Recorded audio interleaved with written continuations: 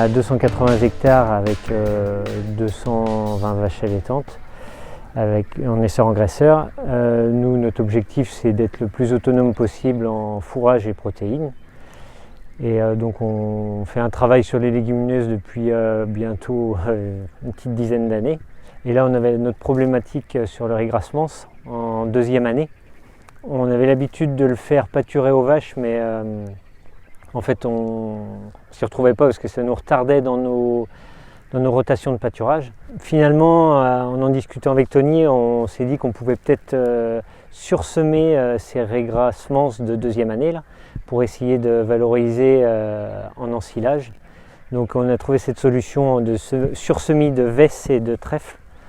Donc là, l'idée dans la parcelle était de valoriser en fait le système Régras 18 mois, de sursemer donc au 7 septembre avec un semoir de semi-direct à disque, un mélange de graines, la vesse velue très riche en protéines avec à peu près 28% de protéines et un trèfle squarosome qui lui aussi riche en protéines, un petit peu moins à 16-17 de protéines, mais qui a une concurrence assez impressionnante vis-à-vis de la culture déjà en place. L'idée en fait, c'est de trouver deux espèces très concurrentielles pour permettre une bonne implantation de notre sursemis.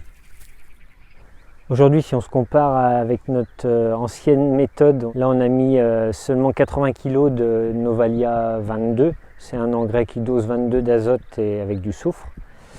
Donc aujourd'hui, je pense qu'en volume de fourrage, on n'est peut-être pas au double, mais pas loin.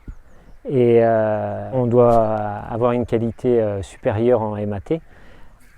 Sur les deux analyses là, qui ont été faites en termes de valeur alimentaire, donc sur la bande d'essai qu'on a fait en pur, donc, où on a laissé le Régras donc, avec uniquement ces 20 unités d'azote, on est sur des 12-12,5 de taux de protéines. Sur le mélange qui a été sursemé, on approche les 17-17,5. Donc on voit bien qu'on gagne quand même 5 points de protéines. Donc il faut compter en frais le semoir et puis la semence. Donc là on est à peu près sur du 35-40 € de l'hectare au niveau de la semence. On est ici sur une proportion de semis à 15 kg hectare. L'idée elle était simplement économique au début, c'est-à-dire trouver un mélange qu'on puisse implanter facilement, qui puisse nous faire gagner de la fertilisation.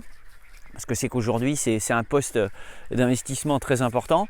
Et puis aussi nous ramener de la valeur alimentaire. Là, on va pouvoir exporter vraiment un fourrage de qualité qui va se conserver et non pas rentrer ces parcelles-là dans un cycle de pâturage. L'objectif, c'est de récolter de l'herbe de qualité tout de suite et à peu de frais, quoi.